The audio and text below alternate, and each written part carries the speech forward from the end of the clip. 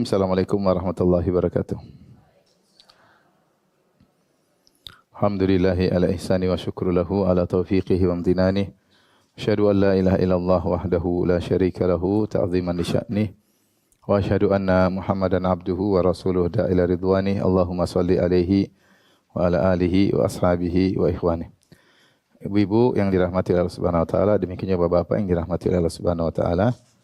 Kita melanjutkan bahasan kita tentang kesalahan-kesalahan yang tersebar di masyarakat. Bagian yang ketiga, tentunya sangat banyak kesalahan-kesalahan tersebut. Namun kita hanya menyampaikan yang perlu disampaikan terlebih dahulu ya. Di antara kesalahan-kesalahan tersebut yang saya sering dengar juga dari sebagian orang, misalnya dia ketika mendoakan, dia mengatakan, kamu sembuh insyaAllah, ya. Kamu berhasil insyaAllah, semoga berhasil insyaAllah. Jadi dia berdoa tapi disertai dengan apa? InsyaAllah. Jadi dalam berdoa kita tidak perlu mengucapkan insyaAllah karena kita memohon kepada Allah. Rasulullah SAW bersabda, la taqul Allahumma arhamni in syi'ta, Allahumma ghafirli in syi'ta. Janganlah seorang berkata, atau janganlah engkau berkata, ya Allah rahmatilah aku jika engkau berkehendak. Dan ampunilah aku jika engkau berkehendak. Ya. La yakulanna ahadukum Allahumma ghafirli in syi'ta. Jangan sampai seorang dari kalian berkata, ya Allah ampunilah aku jika engkau berkehendak. Rahmatilah aku jika engkau berkehendak. Tapi waliya'zimil masalah, waliya'zim al-masalah, hendaknya dia serius meminta kepada Allah Subhanahu wa taala. Fa innallaha la mustakriha lahu, karena Allah tidak ada yang memaksa Allah. Jadi kalau Allah mau kabulkan. Jadi enggak perlu bilang insya Allah, atau jika kau mau ampuni aku, jika seakan-akan kalau tidak mau juga enggak apa-apa ya. Maka dari situ ketika kita mendoakan orang, kita enggak usah bilang apa? Insya Allah. Kita bilang semoga kau sembuh. Amin gitu.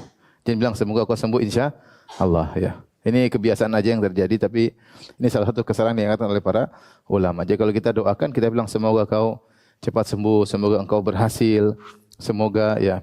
Kalau kita dalam konteks berdoa, tidak perlu bilang apa insya Allah ya, tidak perlu bilang insya Allah. Tapi kalau kita bicara tentang saya mau pergi insya Allah, itu lain cerita. Kita bicara tentang masa depan karena belum tentu terjadi, karena bukan dalam bentuk permohonan. Tapi kalau bentuk permohonan kepada Allah, maka kita tidak perlu mengucapkan insyaAllah. Ini salah satu kesalahan yang mungkin tidak tidak berat, tetapi perlu diingatkan.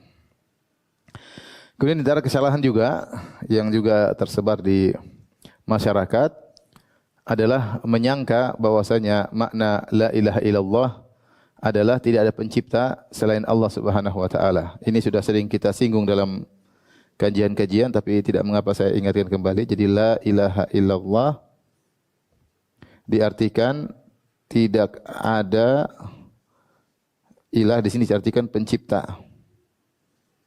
Pencipta kecuali Allah, ya. Kecuali Allah. Ini salah satu pemahaman yang keliru, ya. Karena yang dimaksud dengan la ilaha ilah di sini adalah tidak ada sesembahan. Yang benar ilah artinya sesembahan, atau dalam kurung yang disembah. Jadi la ilaha illallah itu artinya tidak ada yang berhak disembah kecuali Allah. Jadi makna yang benar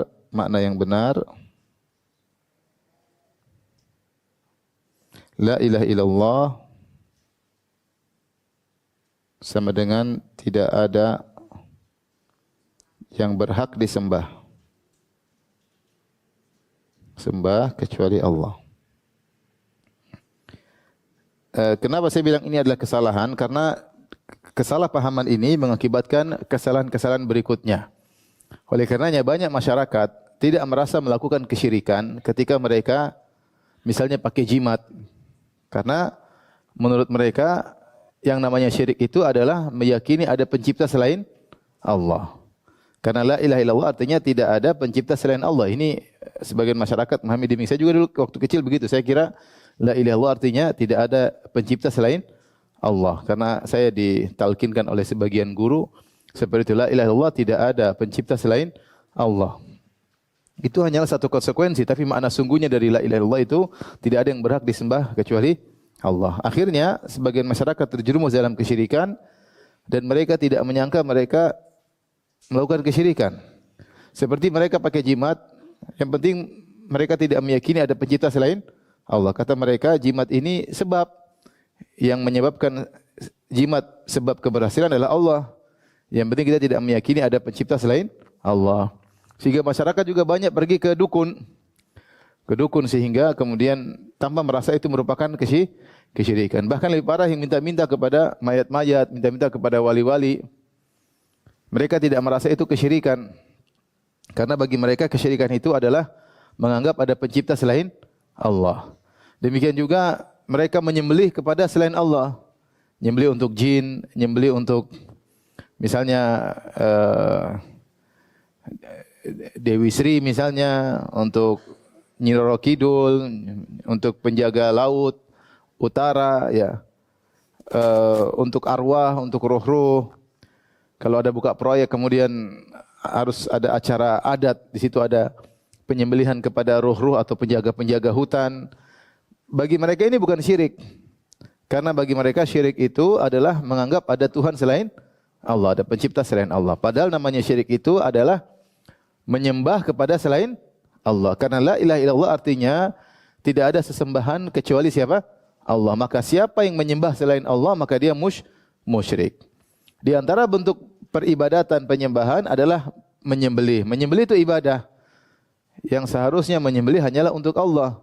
Qul inna salati wa nusuki wa mahyamat lillahi rabbil alamin. Katakanlah salatku dan sembelihanku hanya untuk Allah. Ketika menyembelih untuk jin syirik. Ketika menyembelih untuk jin, untuk Dewi Sri, untuk Nyi Roro Kidul, untuk penjaga hutan, untuk penjaga rumah, ini adalah syirik akbar, ya, syirik akbar. Namun masyarakat banyak tidak menyangka, mereka tidak ngerti kata itu syirik karena mereka menganggap namanya syirik itu meyakini ada pencipta selain Allah. Sama, banyak masyarakat pergi ke kuburan-kuburan lantas meminta kepada penghuni kubur, kepada sunan, kepada kiai, kepada wali-wali yang sudah meninggal dunia, minta pertolongan kepada wali-wali tersebut, sampai meminta pertolongan yang luar biasa, sampai menangis-menangis, sampai terisak-isak, sampai berharap-harap. Sebagaimana kalau mereka berdoa kepada Allah, sama, tidak ada bedanya. Ya Mbak, sama. Bahkan bisa jadi ketika minta kepada wali-wali tersebut bisa menangis, minta kepada Allah tidak menangis. Ini terjadi. Dan bagi mereka itu bukan syirik, padahal doa adalah ibadah. Rasulullah SAW bersabda, ad-du'a huwal ibadah. Doa adalah apa? Ibadah. Ya, dan di antara ibadah yang sangat dicintai oleh Allah adalah doa. Karena pada doa terlihatkanlah, ternampakkanlah kebutuhan sang hamba kepada Allah. Ternyata doa tersebut diserahkan kepada selain Allah. Pergi ke kuburan, pergi kepada wali-wali, minta kepada wali-wali. Maka ini adalah syirik. Namun sebagian masyarakat tidak menganggap syirik. Karena bagi mereka namanya syirik itu adalah meyakini ada pencipta selain apa? Allah. Nah, ini maksud saya di antara kesalahan fatal yang tersebar di masyarakat sehingga mengakibatkan dampak-dampak yang buruk di balik salah paham tersebut. Yang benar, la ilaha illallah, al-ilah artinya sesembahan, al-ilah. La ilaha artinya tidak ada sembahan selain Allah. Ilah dari mazannya fi'al, maknanya maf'ul, ya. Al-ilah maksudnya al-ma'luh.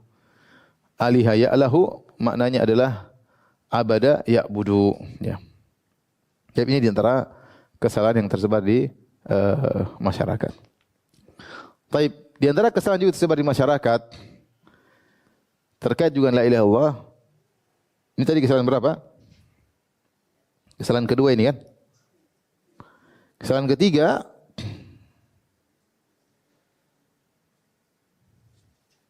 sebagian masyarakat tidak kufur kepada tagut, ya. Sebagian masyarakat menyangka Islam sudah sempurna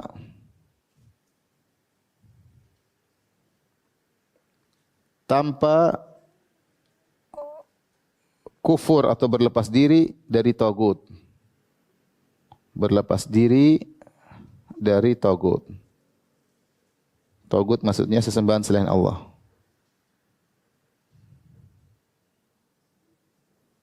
Jadi sebagian masyarakat mereka mengatakan, yang penting saya tidak minta-minta ke kuburan. Kalau mereka minta kuburan ya boleh-boleh aja, itu urusan mereka masing-masing. Yang penting saya tidak menyembelih kecuali hanya kepada Allah. Kalau ada yang menyembelih untuk jin ya silakan, itu masing-masing. Dia menyangka dengan berkata demikian tauhidnya sempurna. Ini adalah kesalahan karena syarat tauhid seorang sempurna harus berlepas diri dari tagut.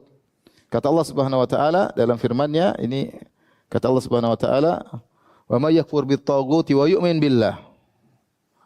Wa may yakfur bit-taghut wa yu'min billahi faqad istamsaka bil urwatil wuthqa.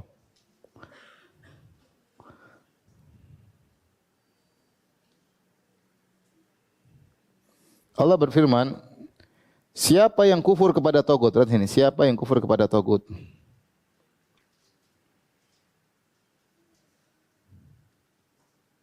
Harus berlepas diri. Baru wa yu'min billah dan beriman kepada Allah dan beriman kepada Allah. Nah, jadi namanya tauhid yang benar bukan hanya saya beribadah kepada Allah, tapi saya juga harus berlepas diri dari segala sesembahan selain apa? Allah. Itulah makna la ilaha illallah, sama dengan la ilaha illallah. Lihat, la ilaha illallah. Tidak ada sesembahan, berarti berlepas diri dari segala sesembahan. Tidak ada sesembahan. Jadi kalimat la ilaha sendiri mengkonsekuensikan berlepas diri dari sesembahan selain apa? Allah. Jadi kita kalau berarti bilang kita yang benar itu salah, enggak boleh kita bilang semuanya benar. Yang benar Islam, selain Islam salah. Enggak usah ragu-ragu. Kalau kita ragu yang lain juga benar, Islam kita gugur. Islam kita gugur. Kalau kita bilang yang lain juga benar, cuma beda sudut pandang. Islam kita gugur ketika itu. Karena la ilaha illallah tidak terwujudkan. La ilaha illallah itu harus ada nafi wal isbat, harus ada penafian dan ada penetapan. Bukan penetapan saja. Tidak ada sembahan selain apa? Allah. Jangan kita bilang cuma selain Allah doang. Harus ada, tidak ada sesembahan selain siapa? Allah. Ada harus kufur kepada tagut. Wa may yakfur bit tagut. Siapa yang berlepas diri dari tagut, wa yu'min billah dan beriman kepada Allah, baru faqad istamsaka bil urwatil wuthqa, maka dia telah berpegang teguh dengan tali keimanan yang kuat.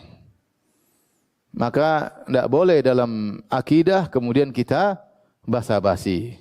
Ya, kalau kita bilang kita yang benar, kita yang benar. Yang lain salah, enggak boleh bilang semuanya benar. Sebagaimana perkataan orang liberal.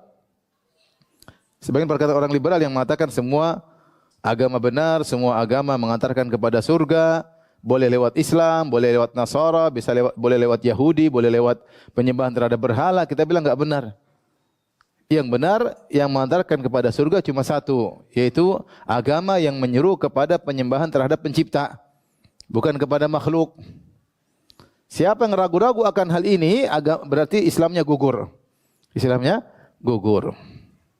Oleh karenanya, MUI, Majelis Ulama Indonesia, sejak dulu sudah memfatwakan akan haramnya pemahaman pluralisme terkait dengan semua agama sama. Pemahaman liberalisme menganggap semua agama sama ya.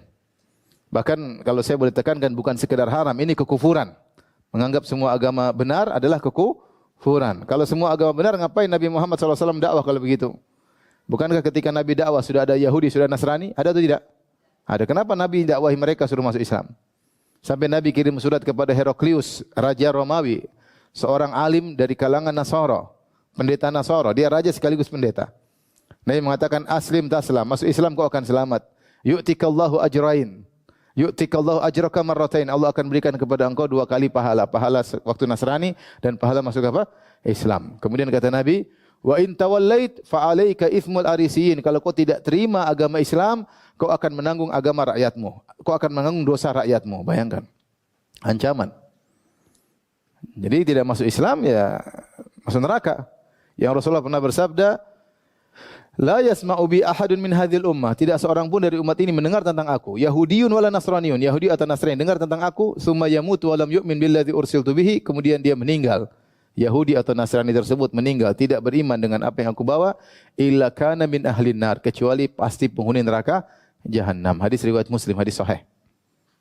Ya, oleh karenanya Nabi SAW mendakwahi mereka. Nabi suruh orang Yahudi untuk masuk Islam. Nabi suruh orang Nasara untuk masuk Islam. Turun ayat-ayat mengatakan innal ladzina kafaru min ahlil kitabi wal musyrikina fi nari jahannam khalidina fiha.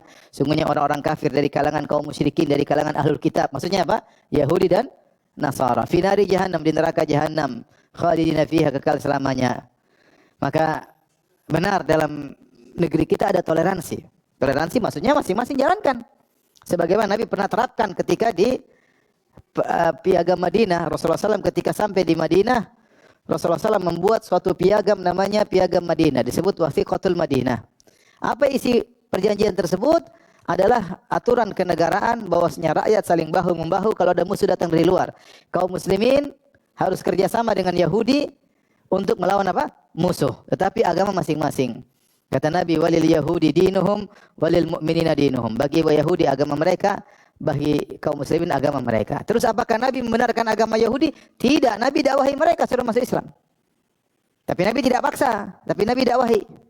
Itulah disebut toleransi. Silakan, kami tidak maksa kalian masuk Islam. Tapi kami jelaskan kalau kau bertahan dalam agama syirik kepada Allah, ujungnya masuk apa? Neraka. Tidak boleh kita bilang, sama-sama benar, tidak apa-apa. Yang penting akhlak baik.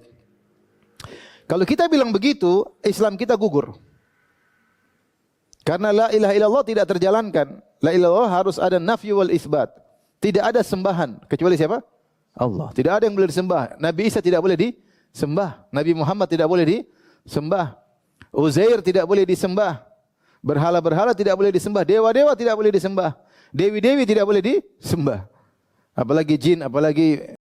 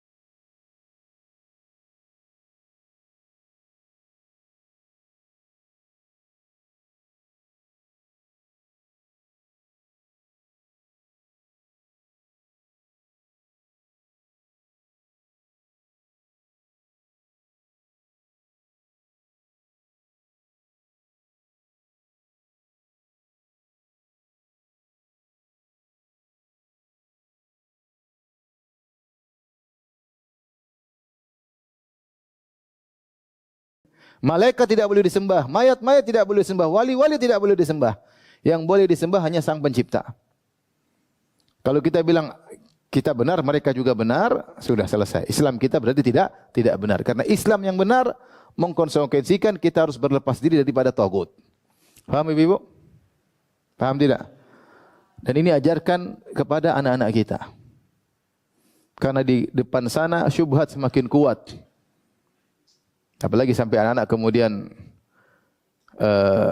belajar di luar negeri, bertemu dengan mereka, terkadang goyang akidah mereka. Makanya akidah seperti ini dalam istilah bahasa kampus namanya eksklusivisme. Ya, eksklusivisme ya. Ya, merasa eksklusif bahwasanya kita sendiri yang benar. Dan itu hukum asal semua agama. Yang begitu bukan cuma kita aja, ibu-ibu.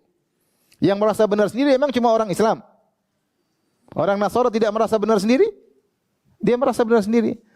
Makanya mereka bilang yang tidak beriman Nabi Isa sebagai anak Tuhan, sebagai juru selamat, dia tidak akan selamat. Makanya orang-orang yang tidak beriman kepada Nabi Isa sebagai anak Tuhan dibilang domba-domba yang tersesat.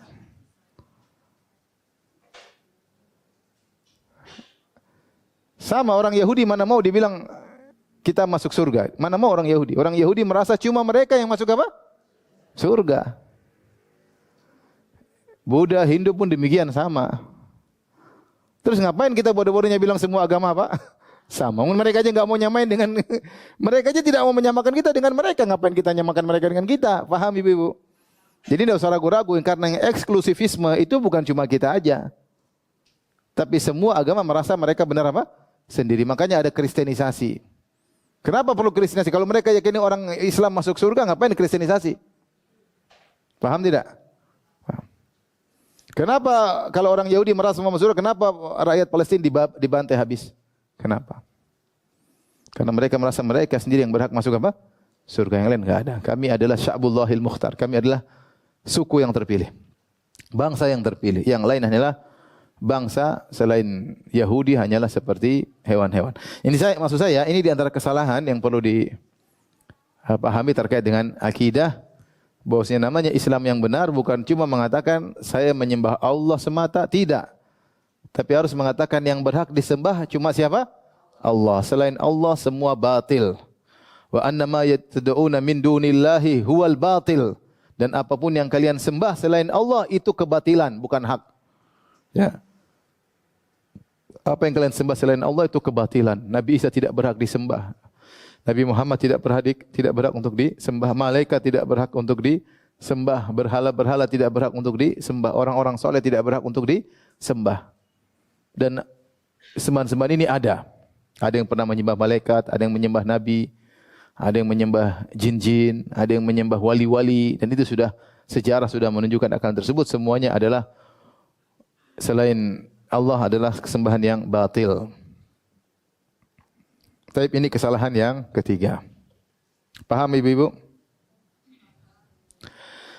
Tapi kesalahan yang keempat terkait dengan kehidupan sosial.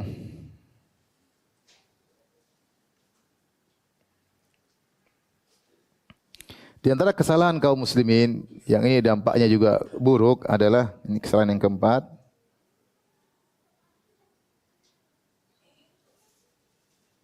Adalah suka memperlihatkan privasi.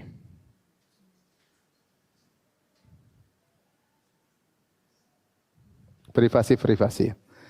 Pamer jalan sama suami, pamer jalan sama apa? Istri, ya. Semua makan ini dikasih tahu orang, makan anu dikasih tahu apa? Orang. Jadikan status semua orang biar lihat, semua orang biar apa? Tahu. Sampai terkait dengan ibadah, lagi umrah, lagi haji, pamer ini, lagi ini, pamer. Pokoknya pingin dijadikan bahan komentar. Pingin senang kalau jadi buah bibir. Apakah ini terpuji dalam Islam? Jawabannya tidak. Jawabannya apa? Tidak ya. Dan ini adalah musibah akhir zaman ya. Setiap orang ingin privasinya diketahui oleh orang lain. Semakin banyak yang tahu, semakin suka. Dan terkadang mereka harus berbuat drama supaya dipuji padahal hanya drama ya. Baik. Dalam satu hadis Rasulullah SAW bersabda dalam hadis Sahih Muslim, hadis Sa'ad bin Abi Waqqas radhiyallahu taala anhu, kata Nabi sallallahu alaihi wasallam, "Inna Allaha yuhibbu," dalam hadis,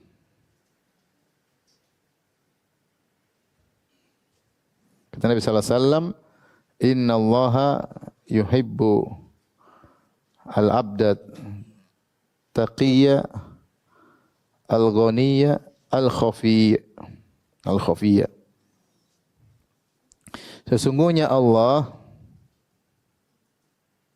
Subhanahu wa taala mencintai hamba yang bertakwa, yang berkecukupan, yang merasa cukup, yang khafi yaitu yang bersembunyi, yang tidak kelihatan, yang tidak tampil. Yang tidak tampil. Tapi ini apa maksud hadis ini? Para ulama menjelaskan, maksudnya Allah mencintai hamba yang taqi. Yang taqi jelas bertakwa.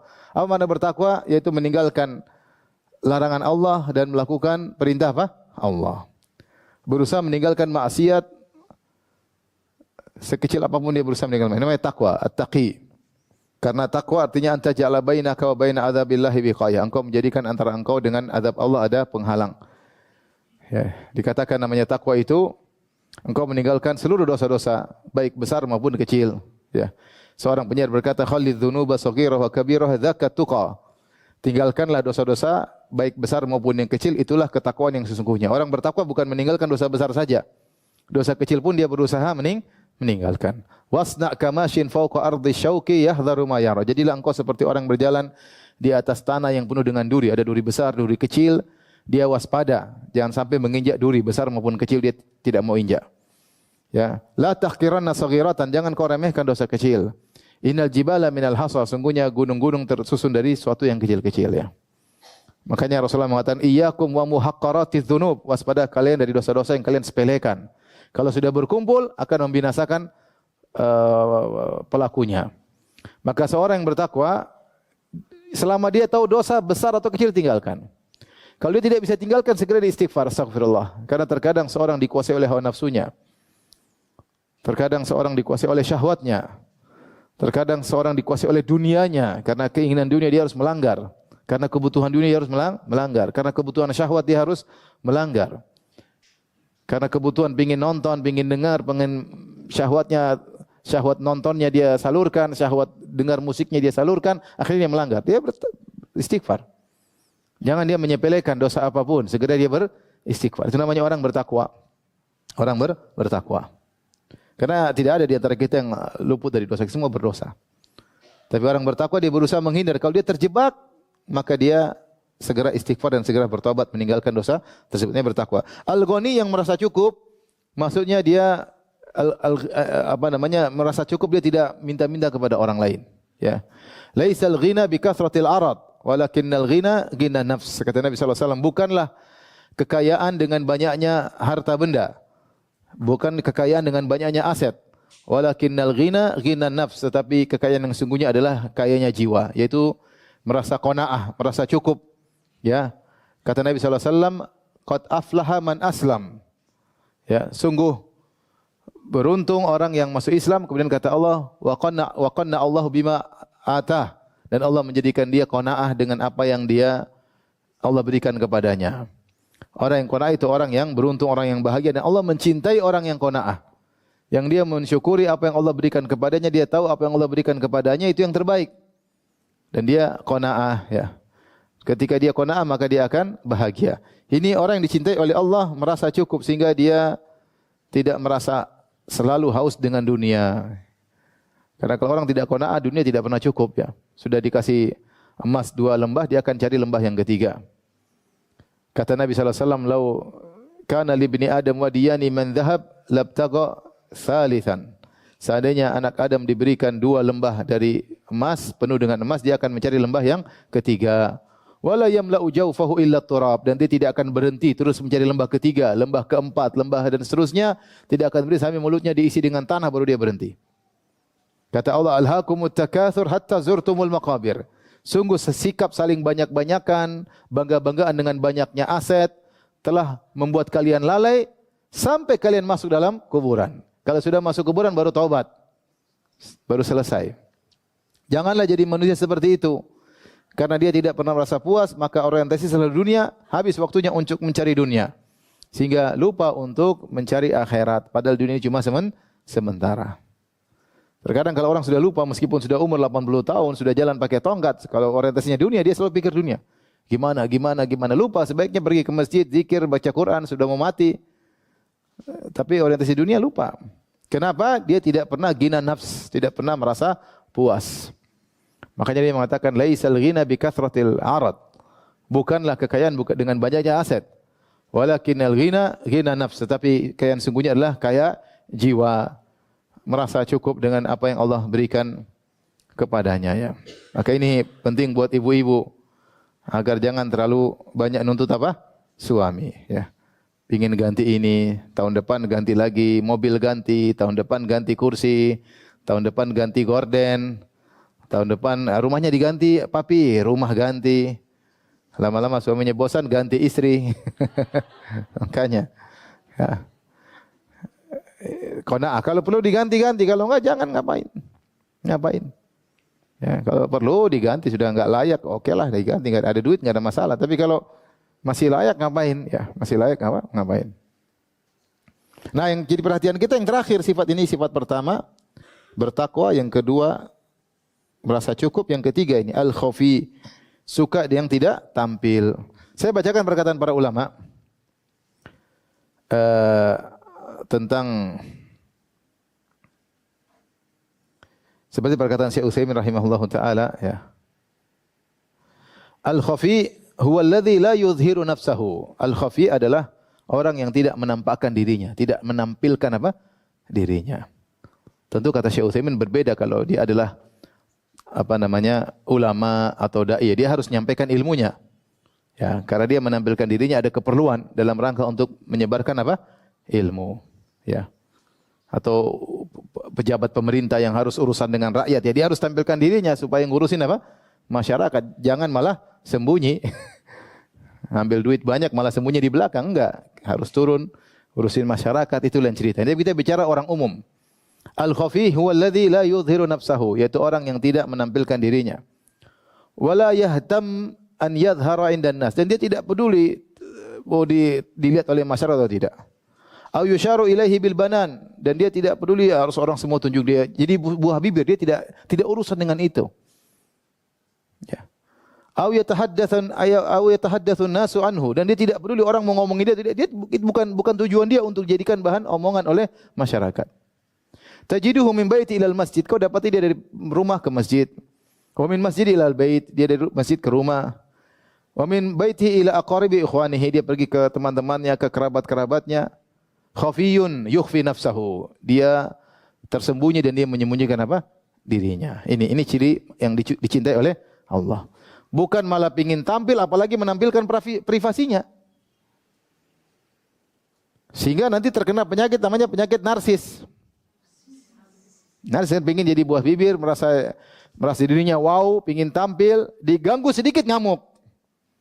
Tidak terima kritikan sedikit pun, ada sedikit dia ngamuk. Narsis, jadi pingin dilihat oleh orang. Ini penyakit kalau di dunia barat banyak orang seperti ini, pingin diperhatikan. Sehingga pakai baju robek, pakai rambut botak sebelah panjang, rambutnya warna-warni, pingin tampil beda supaya jadi pusat apa? Perhatian, karena mereka mungkin tidak bahagia. Kehilangan itu, makanya kalau kita baca di internet tentang sebab narsis, diantaranya kurang bahagia. Kurang bahagia. Sehingga dia ingin cari perhatian. Masalahnya penyakit ini sekarang menimpa banyak orang. Kalau ini di dunia orang-orang kafir, oke lah, wajar lah. Mereka memang cari, mungkin masa kecil tidak bahagia, mungkin tidak ada iman, sehingga cari perhatian orang. Pingin tampil yang beda-beda sehingga semua orang ngelihat, senang kalau ada orang yang lihat. Pingin viral. Sekarang penyakit ini juga menimpa kaum muslimin, pinginnya apa? Viral. Pinginnya viral. Dan seorang muslim tidak jangan demikian, ini Nabi yang bilang. Innallaha yuhibbul 'abda at-taqiyyal ghaniyal khafi. Sungguhnya Allah mencintai hamba yang al-khafi, yang tidak menampilkan apa? Dirinya.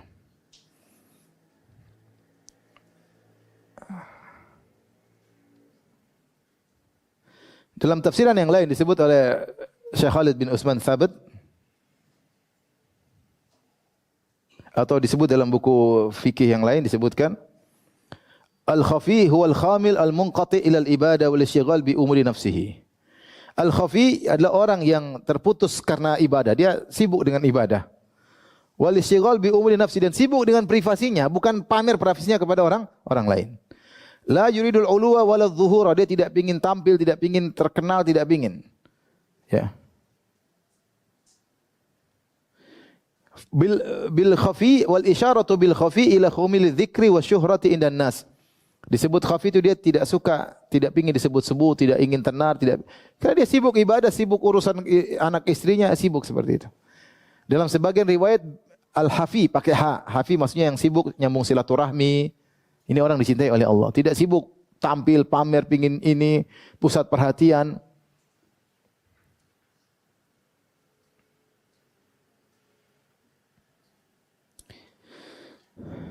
Oleh karenanya, ini adalah orang yang dicintai oleh Allah Subhanahu wa taala. Dan sekarang yang terjadi kebalikannya. Semua orang pingin apa?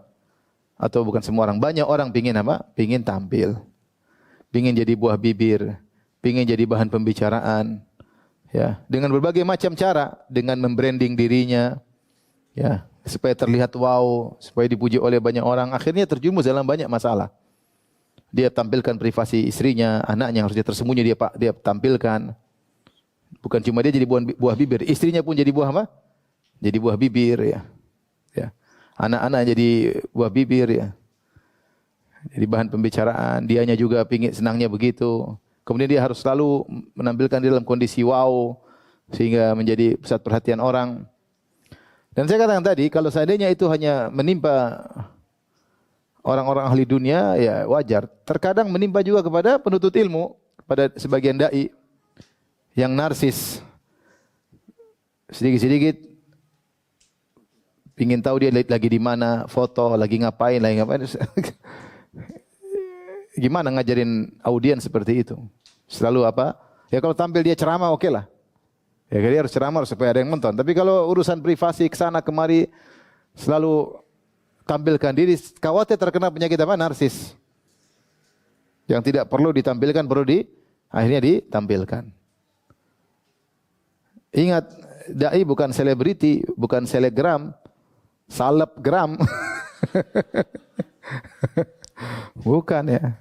Dai adalah teladan kepada audiens, bukan menampilkan privasi-privasinya. Dan memang masyarakat suka. Ya. Siapa yang nggak ingin tahu tentang berita-berita tentang ustadznya? Ingin tahu ustadz ngapain, ingin tahu.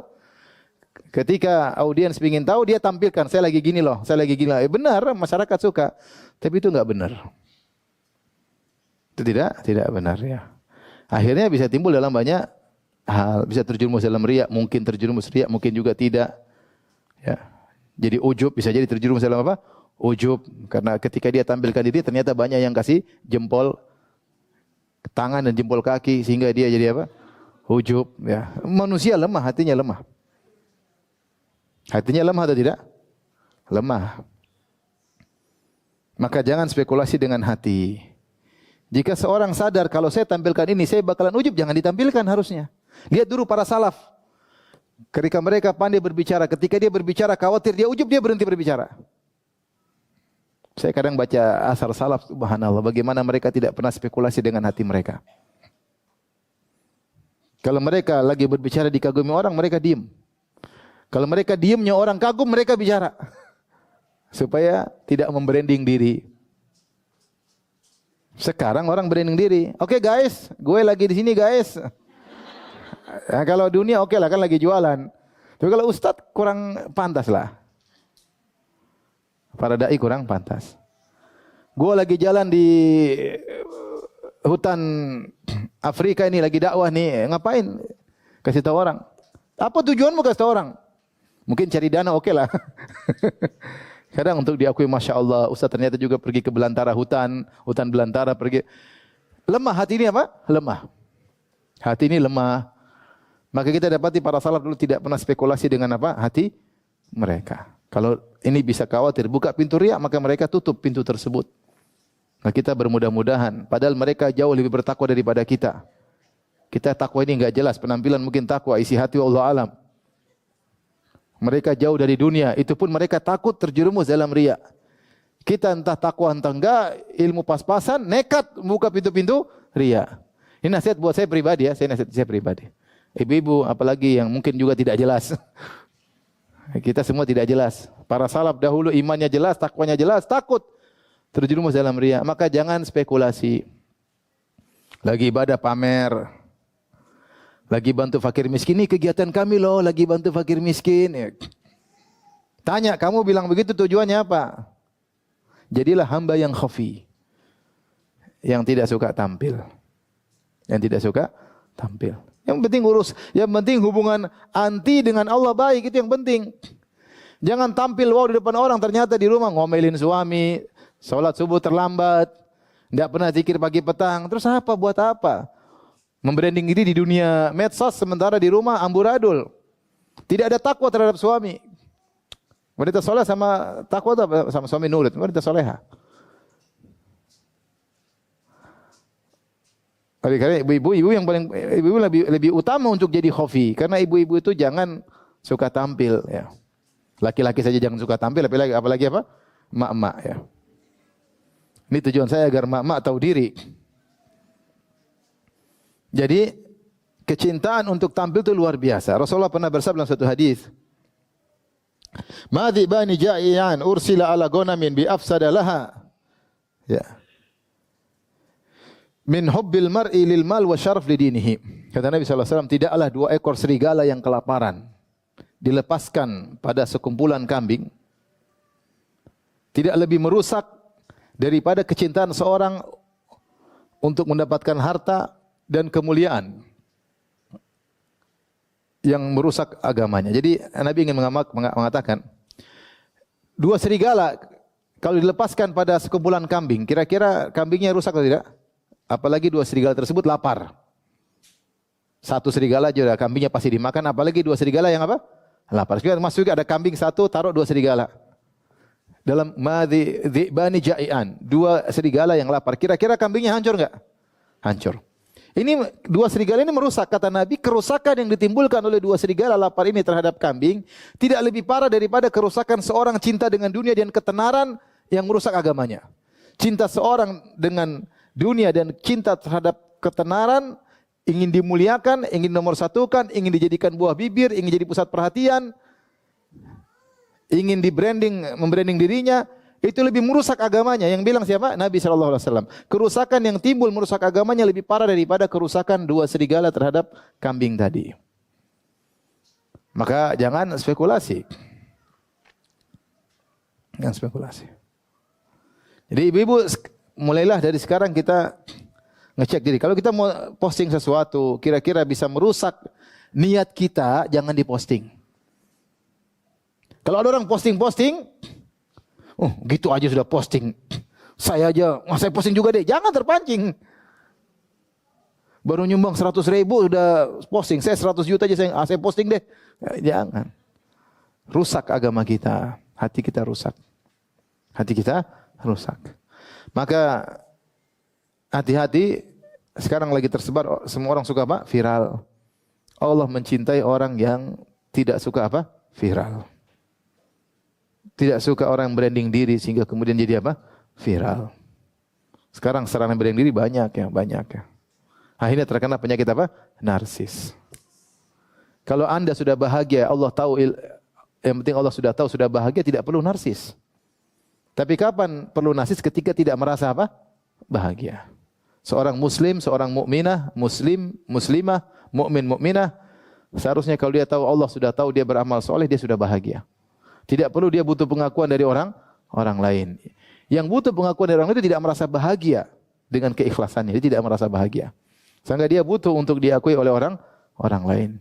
Sehingga dia sibuk memperhatikan dirinya, membranding dirinya, perhatikan followersnya, perhatikan ini.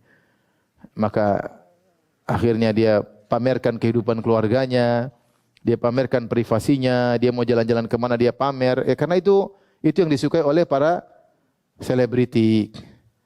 Ingat, ibu-ibu bukan selebriti, tapi salap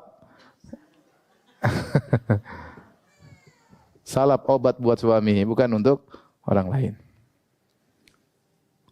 Taib. Kami ibu. Sekarang kita masuk kesalahan yang keberapa? Yang kelima.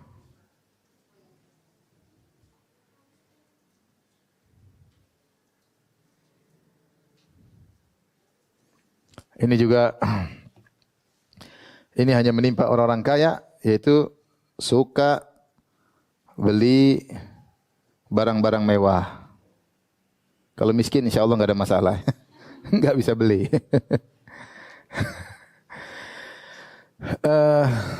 Rasulullah SAW bersabda dalam hadisnya, "Kul washrab wa tasaddaq min ghairi sarafin wala makhyalah." Makanlah dan minumlah dan konsumtiflah, bersedekahlah tanpa bebas, tetapi syaratnya dua. Jangan sombong dan jangan berlebih-lebihan. Jangan sombong, jangan berlebih-lebihan. Allah memuji orang-orang seperti ini. Di antaranya adalah ibadur rahman, orang-orang para penghuni surga. Ya Allah sebutkan di antara ciri-ciri mereka, walladzina idza anfaqu lam yusrifu wa lam yaqturu wa kana baina dzalika qawama. Mereka adalah orang-orang yang ketika berinfak tidak berlebih-lebihan dan juga tidak pelit, tetapi di antara keduanya,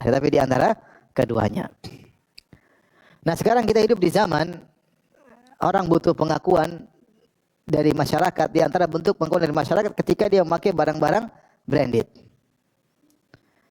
Dan Ibnu Hajar dalam Fathul Bari dalam kitab Ar-Riqaq ya, beliau menyebutkan atau menukil perkataan para ulama tentang makna israf. Jadi boleh kaidah boleh beli apa aja, yang penting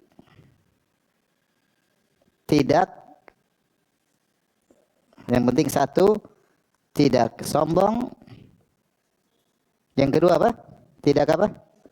Tidak berlebihan. Nah, barang-barang mewah itu sering menimbulkan dua-duanya. Iya enggak, ibu-ibu? Barang-barang mewah sering menimbulkan apa? Dua-duanya. Ya. Kalau seorang punya tas harganya 500 juta. Kira-kira hatinya goyang atau tidak? Goyang atau tidak, ibu? Goyang ya.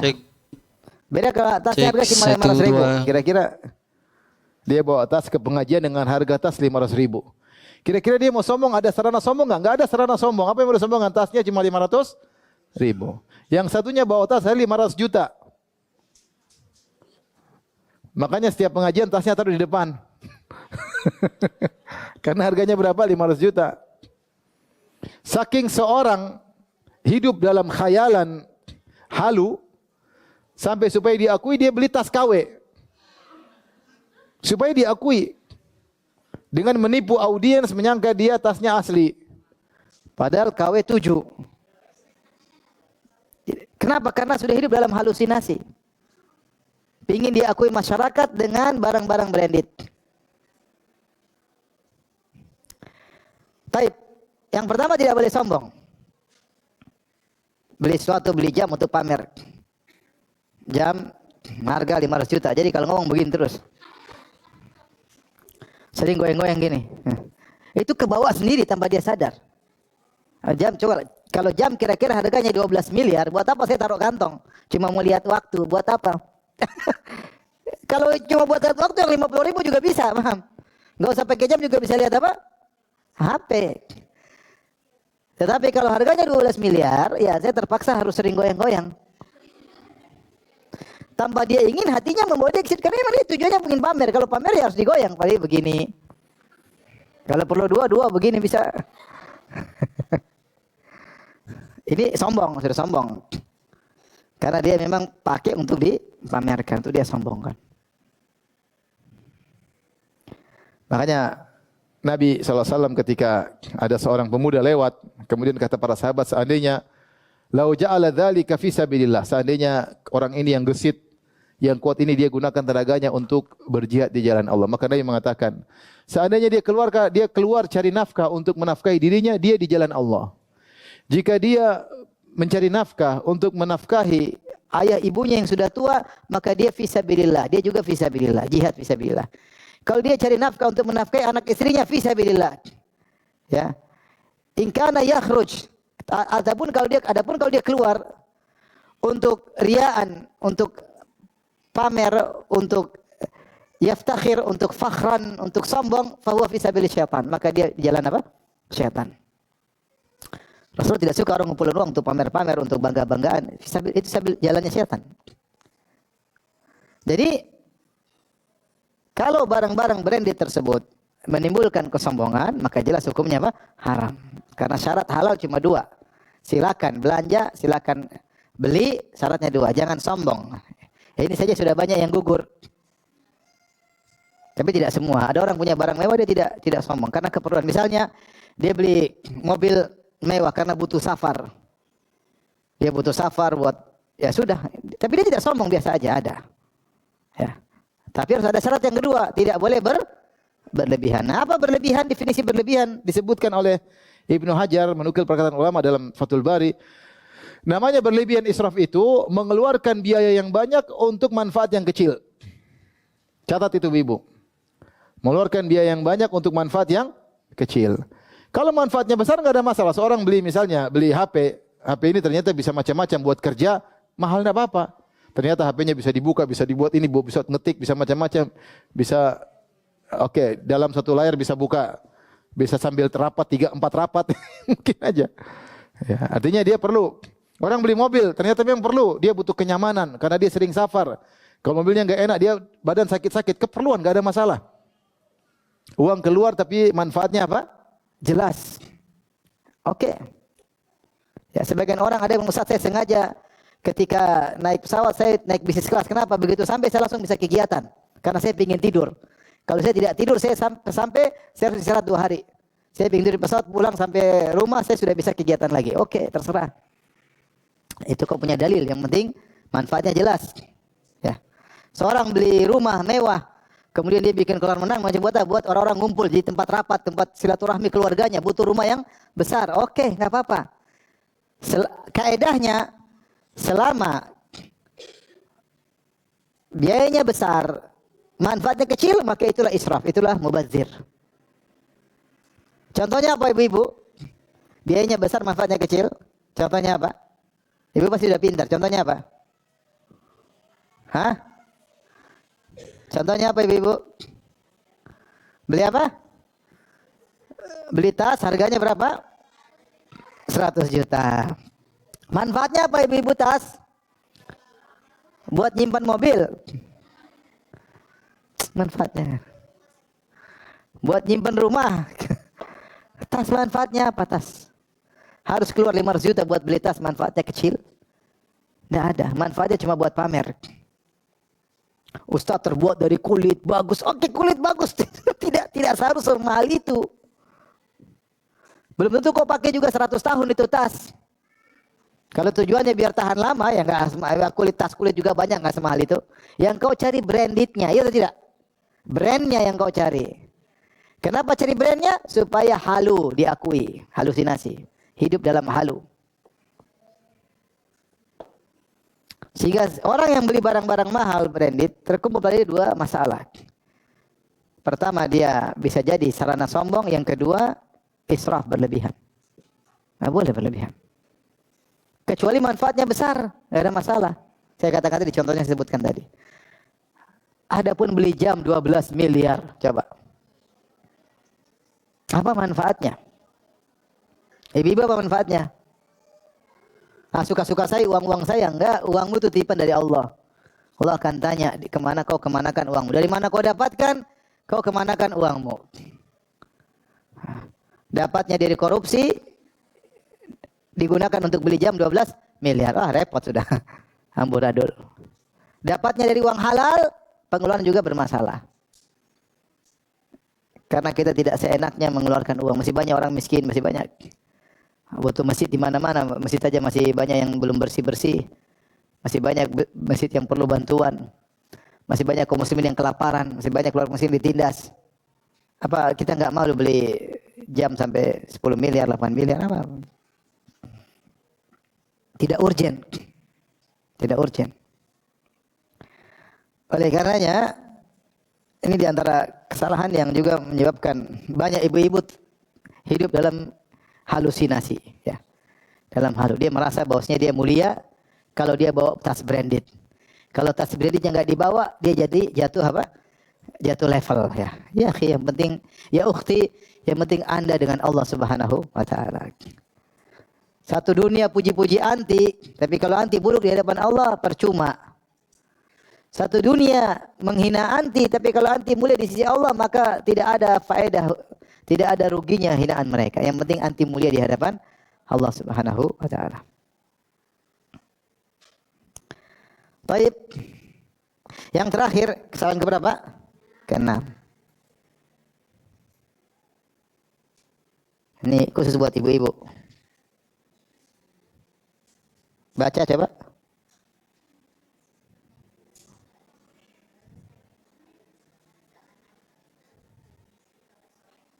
Suka bersolek untuk selain apa? Suami. Kayak ini ibu-ibu banyak juga ini.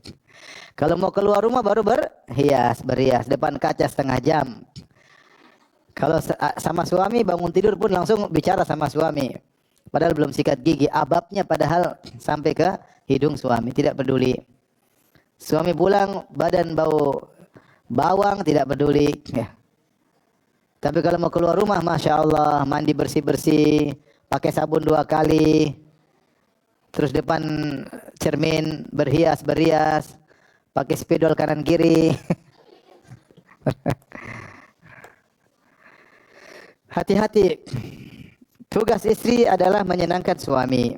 Rasulullah SAW ketika ditanya tentang khairun nisaikum, siapa wanita yang terbaik, kata Nabi SAW, allati saratka idza nazarta ilaiha, ya, wa tuti'uka idza amartaha.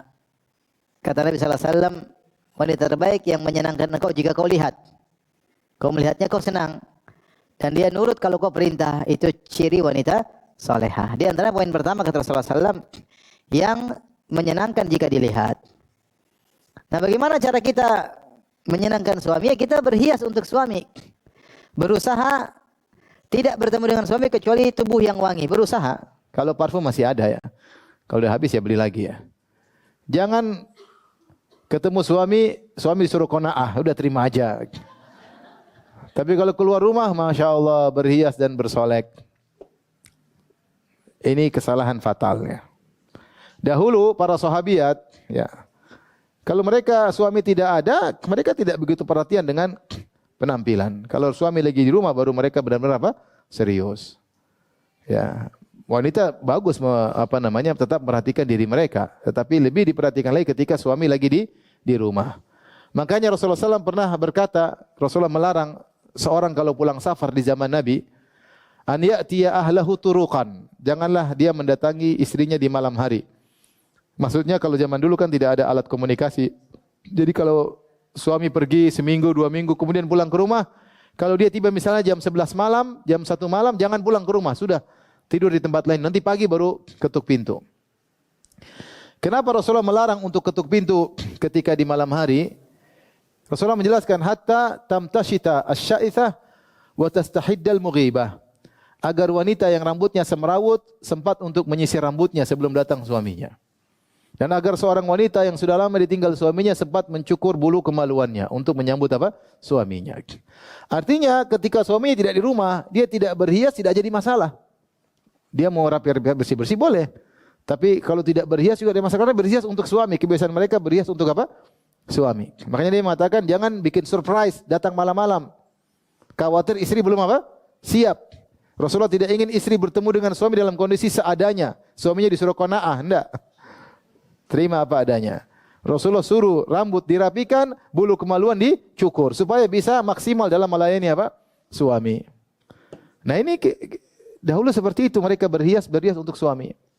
Demikian dalam hadis yang lain ketika Salman Al-Farisi datang mengunjungi rumah Abu Darda. Ternyata Abu Darda lagi tidak di rumah. Fawajada Ummu Darda mutabadzilatan. Ternyata Salman mendapati Ummu Darda dalam kondisi bajunya agak semerawut. Maka ini bukan kebiasaan wanita di zaman tersebut. Kalau ada suami di rumah, harusnya bajunya rapi. Maka Salman berkata, "Masya Nuki, kenapa kau penampilan seperti ini? Tidak rapi, tidak."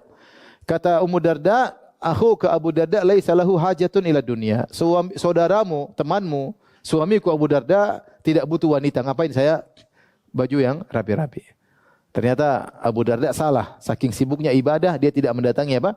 Istrinya. Tapi kita ambil faedah dari hadis ini, bahwasanya ketika Salman melihat seorang wanita di rumah pakaiannya semerawut, dia ingkari karena kebiasaan wanita di zaman itu kalau suaminya lagi di rumah, dia pakaian yang bagus, siap menyambut apa? Suaminya. Inilah kesalahan fatal yang dilakukan oleh banyak wanita di zaman sekarang ini. Mereka berhias untuk selain suami. Mereka berhias dan berias untuk teman di kantor. Adapun untuk suami, mereka tidak peduli. Padahal harusnya sebaliknya. Maka seorang wanita mencari keridhaan Allah Subhanahu wa taala, berusaha menyenangkan apa?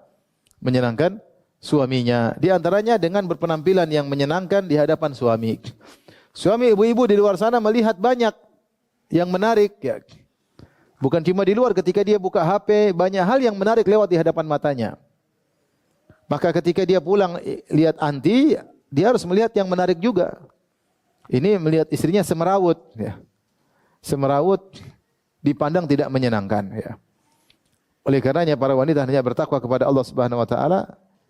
Hendaknya mereka berhias dan berias untuk apa? Suami, ya. Untuk suami. Namun sekarang terjadi sebaliknya, wanita bertabarruj, berhias ketika keluar rumah. Seandainya mereka keluar rumah hanya ketemu para wanita enggak ada masalah, tapi kalau keluar dilihat para lelaki maka tidak boleh. Bahkan orang-orang tua kata Allah Subhanahu wa taala, "Wal qawaidu minan nisa'il lati la yarjuna nikahan, falaisa 'alaihinna junahun ay yadh'na thiyabahunna ghayra mutabarrijatin bizina wa yasta'fifna khairun lahunna." Dalam surat An-Nur. Kata Allah, dan orang-orang sudah tua, umur 60, 70, yang sudah tidak berharap untuk menikah lagi, nenek-nenek, maka tidak mengapa mereka melepas baju atasan mereka. Jadi wanita Arab dulu, mereka pakai khimar, terus pakai lagi apa? Abaya. Kata Allah, lepas abaya enggak apa-apa, pakai khimar aja enggak apa-apa, tapi lepas apa? Pakai kerudung enggak apa-apa, lepas abaya enggak ada masalah, kau sudah tua. Tapi kata Allah, ghairu mutabarrijatin bizina, tapi tidak bertabarruj dengan perhiasan-perhiasan. Jangan sudah nenek-nenek, tetap aja malah kini keluar rumah terus pakai enggak. Nenek-nenek saja dilarang untuk bertabarruj, apalagi masih muda. Paham? Ini ayat Allah berbicara tentang nenek-nenek. Enggak apa-apa dia buka abayanya, dia pakai kerudung biasa dengan syarat ghairu mutabarrijatin bizina. Selama tidak bertabarruj dengan perhiasan-perhiasan. Ya. Oleh karenanya kalau ibu-ibu lagi ada pertemuan dengan laki-laki, maka tidak perlu pakai spidol sana sini, ibu-ibu. Enggak usah. Spidol itu buat di rumah. Temu suami. Biasa-biasa aja, wajah biasa aja, enggak usah berlebihan. Sampai ungu, sampai biru, sampai kuning, sampai hijau, sampai merah, merah delima, merah darah dipakai semua di menarik perhatian lelaki yang memandangnya. Itu kecantikan itu hanya untuk apa? Suami. Kalau kecuali ibu-ibu ketemu ibu-ibu, acara ibu-ibu tidak ada masalah. Sebagaimana wanita kalau keluar rumah tidak boleh pakai parfum kalau melewati para lelaki. Kalau ibu-ibu ketemu ibu-ibu tidak ada masalah. Hanya tidak lewat laki-laki tidak ada masalah. Intinya parfum ibu-ibu, kecantikan ibu-ibu, bersolek ibu-ibu hanya untuk apa? Suami. Tidak boleh untuk lelaki ajnabi selain suami. Jangan terbalik dalam hidup ini. Ya. Baik, demikian saja kajian kita. InsyaAllah kita bertemu di kesempatan yang lain. Subhanakallah bihamdik. Asyhadu an la ilaha illa anta astaghfiruka wa atubu ilaik. Assalamualaikum warahmatullahi wabarakatuh.